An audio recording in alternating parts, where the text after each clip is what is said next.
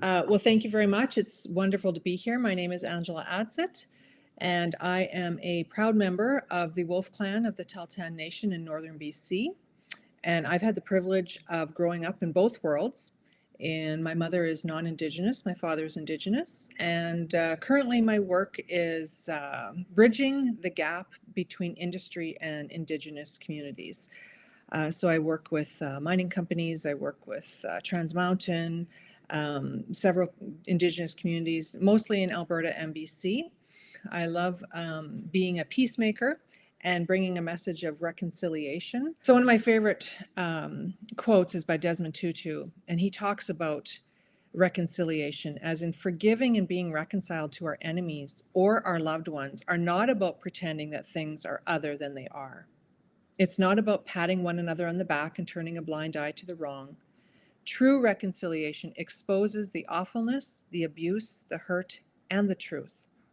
It could even sometimes make things worse. It is a risky undertaking, but in the end, it is worthwhile because, in the end, only an honest confrontation with reality can bring real healing. To talk to you about truth and how truth leads to Indigenous connection and collaboration.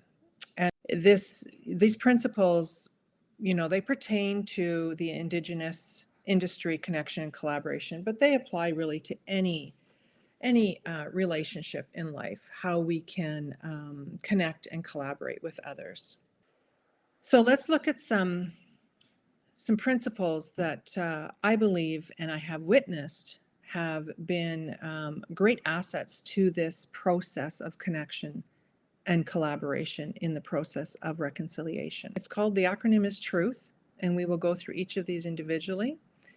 So there's the truth we just covered, some of the truth of what is important to understand when you're working with Indigenous people, or even when you are interacting with them on a personal level. Respect and responsibility, understanding, time, talent, and treasure, and helping others. So the first question to ask in any situation is, what is the truth in this situation? And as Stephen Covey says, he says, seek first to understand, then to be understood. Do a presentation on reconciliation for your organization. Help to build that understanding. Visit a local Indigenous organization and or friendship center. Maybe volunteer. Become a big sister or a big brother to an Indigenous child, as I'm sure you're aware that the highest percentage of children in care are Indigenous children. And treasure. Organize a fundraising event for a charity that supports Indigenous people. Maybe that's something that you could work on the week during June 21st, Indigenous Awareness Week.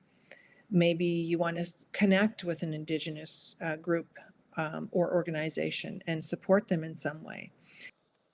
In the end, reconciliation is a spiritual process, which requires more than just a legal framework. It has to happen in the hearts and minds of people. Industry is mandated to connect and collaborate and with First Nations if they are planning to do any work in their territory.